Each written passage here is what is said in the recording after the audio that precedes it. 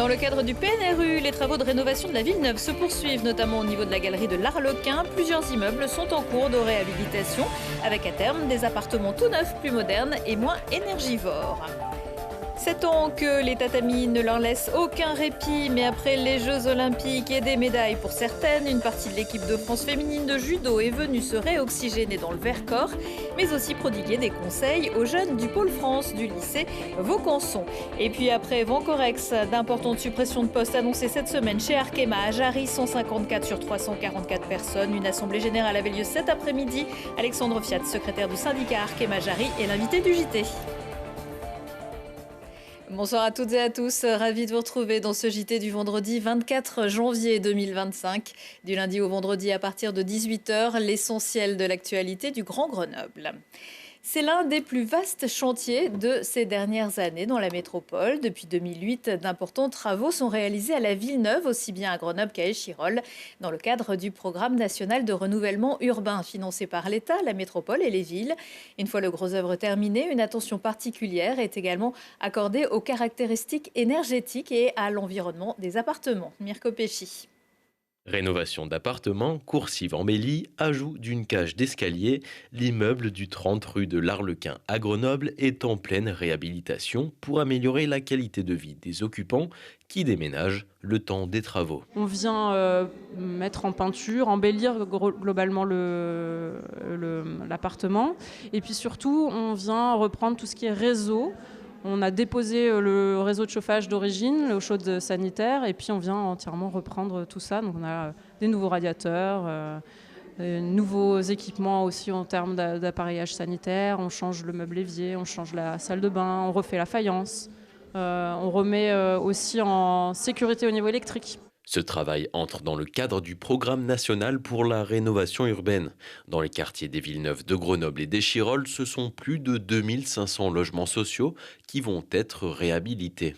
On est sur une rénovation de quartier globale qui a pour objectif en fait de revoir tout ce qui est qualité de vie dans le quartier, y compris les espaces extérieurs, les infrastructures, les équipements publics. L'un des objectifs de la réhabilitation du 30 rue de l'Arlequin, c'est l'amélioration de l'isolation. En thermique ou en phonique, les cloisons en bois d'origine étaient très peu performantes. L'entreprise Techniwood a été sélectionnée pour sa solution de panneaux blocs en laine de roche et en ossature bois qui va remplacer l'actuelle façade. Une façade va être équipée d'un pare-pluie, l'intérieur d'un pare-vapeur. Le panneau vient complètement équipé depuis nos ateliers sur chantier pour être rapidement mis en œuvre. On a de l'isolant qui est très performant. Ici, on a de la laine de roche qui permet d'avoir la garantie au feu et puis après une très bonne isolation thermique. Et donc, on a à la fois de l'acoustique qui est traitée, de la thermique, donc en confort d'été et en confort d'hiver. On a des meilleures performances et donc un occupant qui est mieux chez lui. Chaque logement nécessite en moyenne 77 000 € de travaux. 85% de la facture est prise en charge par une convention collective. Le reste est payé par les copropriétaires. Les premiers appartements devraient être livrés et habités en juin 2025, mais la fin des travaux est prévue en juin 2026. Et parmi les espaces publics qui seront aussi réaménagés, le patio, l'espace Sisson ou le lac qui doit devenir baignable. Attention à ne pas abuser des logements sociaux. Thierry Semanaz a été exclu de la majorité municipale de Saint-Martin-d'Air. Dans un article il y a quelques jours, le Dauphiné Libéré expliquait que le vice-président de la métro avait conservé un logement social au bénéfice de son fils pendant plusieurs années, ce qui est contraire aux règles d'attribution. S'il reconnaît les faits, Thierry Semanaz évoque, lui, son innocence et sa négligence. Hyper Ski de Fond Festival, la 47e édition de la Foulée Blanche, toujours à fond avec encore des courses prévues samedi et dimanche à Autran-Méaudre. Sur la ligne de départ, des amateurs et des champions pour des distances de 5 à 42 km. Avant les ténors du poussé de bâton, les pistes du Vercors ont accueilli il y a quelques jours d'autres championnes, plus à l'aise sur un tatami que sur la neige. Maxime Sonnen. Quoi de mieux que l'air de la montagne pour redescendre d'une grosse période de stress? C'est ce que s'est dit une partie de l'équipe féminine française de judo qui reprennent doucement leur rentrée sportive avec un stage d'oxygénation sur Grenoble où elles en profitent pour venir motiver les troupes locales. C'est vrai que voilà, on a fait 2 Olympiades d'enchaîner, Tokyo, Paris, donc 8 ans, c'était long. Et c'est vrai que psychologiquement, on avait besoin de prendre notre temps pour revenir. Là, il y en a qui sont déjà repartis sur les stages internationaux. Pour nous, c'était un peu trop tôt. Franchement, c'est top parce que là, les jeunes, ils sont engagés. Il y a un très bon niveau, donc c'est cool. Ces 70 jeunes sont des étudiants sportifs de haut niveau de judo qui s'entraînent tous les jours pour tenter de rejoindre les rangs de leurs idoles de passage. Pour cela, ils vivent pour la plupart à l'internat du lycée Vaucanson qui abrite l'un des 8 pôles France de judo. Eux, ils sont très contents de voir l'équipe olympique. Et en plus, c'est des jeunes filles qui sont très disponibles, donc ça les fait rêver. Et, donc c'est bien, ils ont des étoiles dans les yeux et c'est très positif pour le secteur et pour eux en fait. Chacun y trouve son compte. Je viens de faire un combat avec Blandine Pont, voilà. Donc, ça fait bizarre mais c'était vraiment trop bien. Après elle m'a donné plein de conseils et voilà. Au programme de ce stage d'une semaine pour les Olympiennes, raquettes, ski de fond et biathlon au centre nordique d'Autran. Bien au-delà de la détente, l'objectif est de se renforcer physiquement et psychologiquement grâce à des conditions qui sortent de leurs habitudes. Voilà, sur du biathlon, elles vont travailler le cardio parce qu'au niveau du ski de fond, voilà, elles vont devoir se donner un peu et puis d'être capables de faire redescendre et allier à la fois la concentration, la précision sur le tir allongé et debout après par la suite.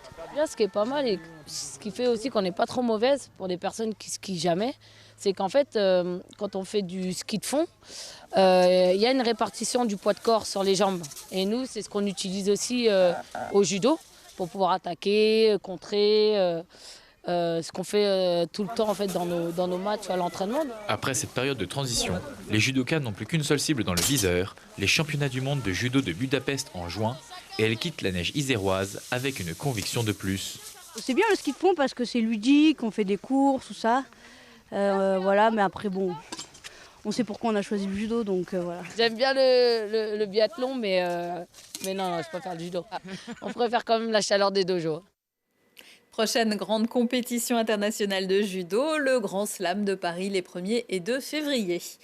Pour ceux et celles qui n'ont pas peur de mettre les deux pieds sur le même ski, le Monoski Trophy revient pour sa 3e édition samedi et dimanche au Sept-Lô-le-Plénay et prend une envergure internationale. Cette année, des moniskieurs américains, britanniques, suisses, allemands et autrichiens ont annoncé leur venue.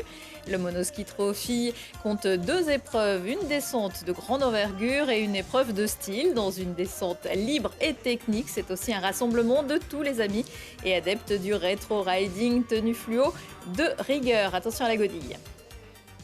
À Pont-de-Claix-et-Jarry, cela fait près de 110 ans que la chimie est indissociable du paysage. Mais depuis quelques mois, l'alchimie ne prend plus. Après l'annonce du redressement judiciaire de Vencorex en septembre et la suppression de plus de 450 postes, mardi, c'est la direction d'Arkema qui a annoncé un plan social et la suppression de 154 postes sur 344 à Jarry. Inquiets, les salariés avaient déjà entamé une grève depuis la semaine dernière. Alexandre Fiat, bonsoir. Bonsoir. Vous êtes secrétaire du syndicat Arkema Jarry. Vous arrivez de l'Assemblée générale qui se tenait sur le piquet de grève cet après-midi. Qu'est-ce que vous vous êtes dit ? Ce qu'on s'est dit, c'est qu'on a fait le point sur les événements de cette semaine qui ont été relativement nombreuses. On a eu un CSE central suivi d'un CSE local. Conseil social et économique. Conseil social et économique, c'est l'instance, les ex-CEDP, etc. Donc c'est là où les élus parlent avec la direction sur des sujets importants, avec des documents importants. Voilà, donc on est venu vous annoncer le plan social. Qu'est-ce qu'il prévoit exactement ?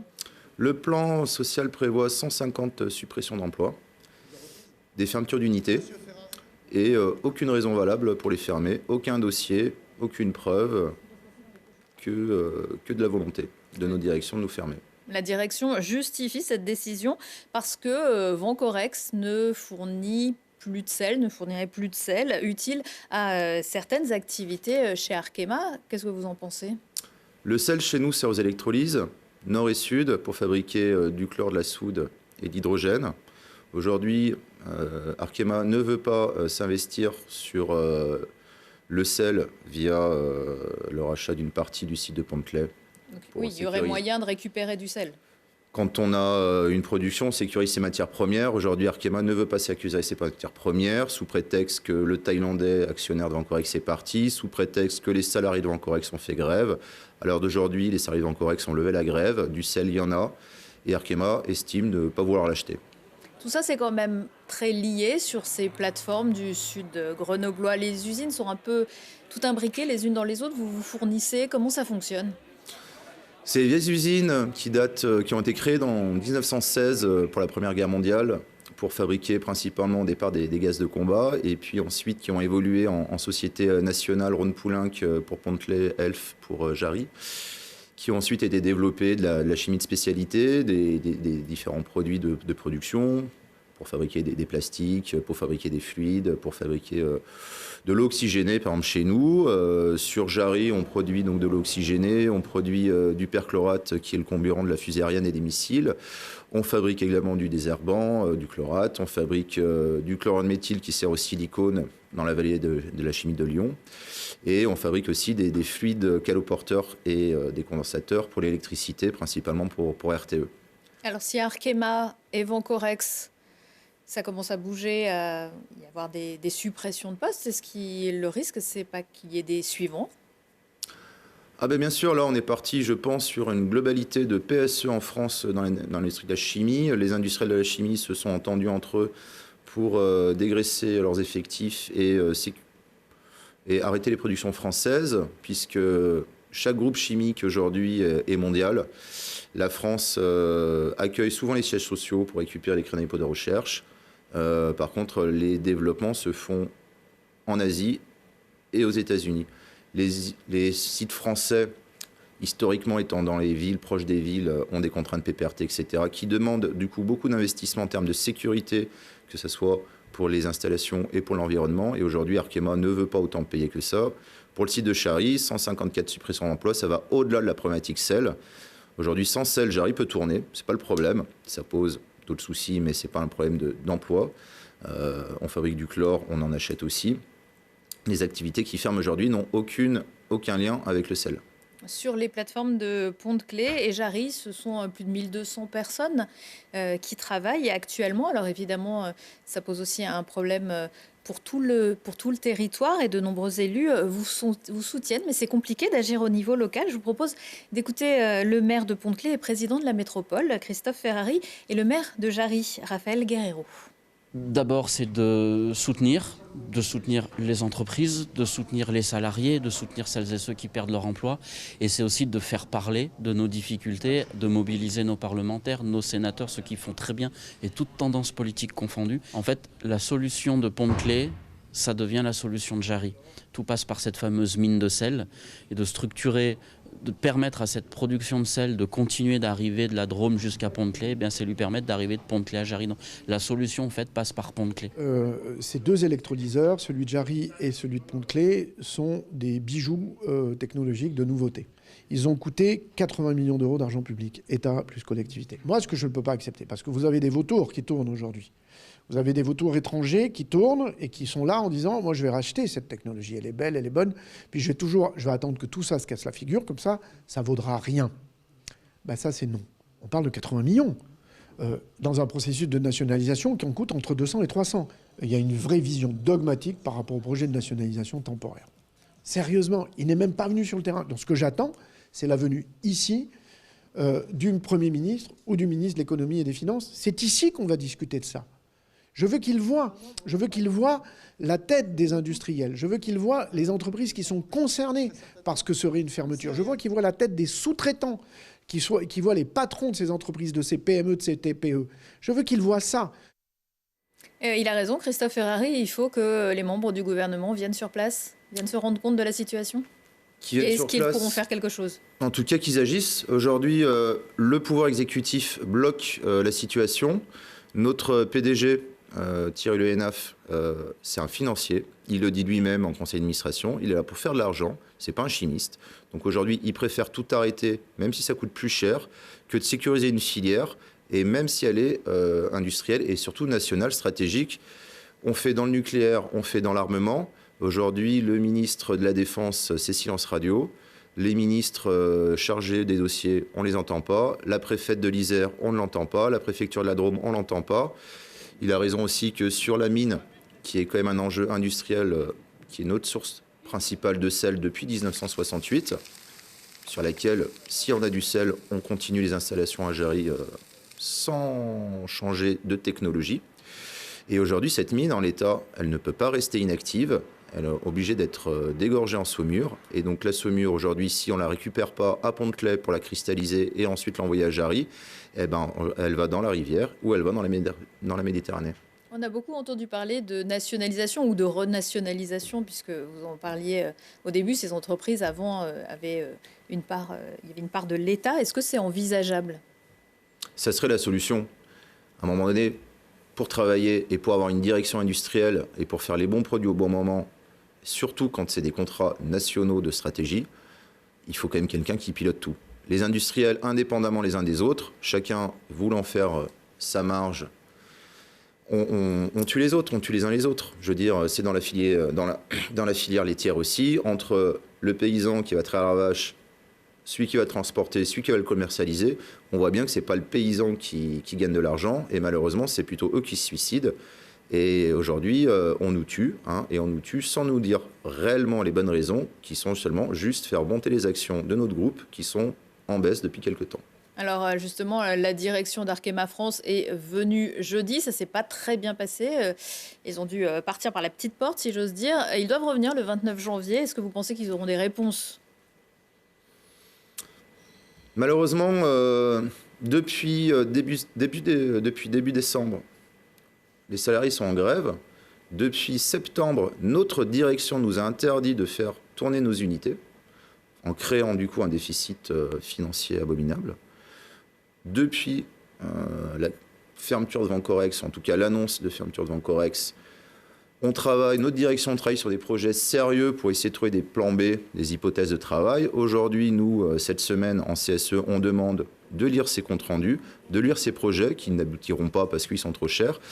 Et la direction, elle est partie par les issues de secours, rentrer dans une voiture, dans le coffre, on aurait dit un vrai film des années 80. Donc on verra la suite peut-être le 29 janvier. Merci beaucoup Alexandre Fiat d'être venu nous expliquer cette situation. Allez, plus réjouissons des idées de sortie pour samedi, pour garder un peu le sourire et pour commencer une curiosité. Curiosité, c'est le nom du spectacle du Grand Cirque de Lyon proposé samedi soir au Théâtre en Rond de Sassenage. Après Bibliothèque en 2022, cette nouvelle création entre hip-hop et discipline circassienne vous plongera dans une ambiance des années 30 avec des numéros de suspension aérienne, main à main, voltige, contorsion, diabolo et autres dans une mise en scène endiablée. Fabien Olicard s'intéresse lui à votre cerveau. Le mentaliste et humoriste que vous avez peut-être découvert sur le web sera samedi soir sur la scène du Summum à Grenoble. Dans son spectacle Archétype, il va vous montrer que vous pouvez tous être mentalistes. Un one-man show de 2 heures qui mêle humour, science et sens aigu de l'observation. Dans Si on parlait aujourd'hui, un joyau du patrimoine dauphinois qui sublime l'art ottoman, un mariage des cultures célébré par Christiane Guichard, propriétaire de la Casa Mort, qui l'a sauvé des ruines. Et puis un groupe de jeunes du lycée Pierre Termier et leurs enseignants qui travaillent toute l'année pour réaliser des chantiers d'installation de panneaux photovoltaïques au Bénin. Ils nous racontent leur expérience qui a transformé leur quotidien en ôtant leurs œillères. Retour de l'actu dans 1 heure et en replay sur télégrenoble.net. Ce soir, le QG politique, c'est avec Guillaume Gontard, le sénateur de l'Isère, qui reviendra aussi sur cette crise de la plateforme chimique. Bonne soirée et excellent week-end à tous.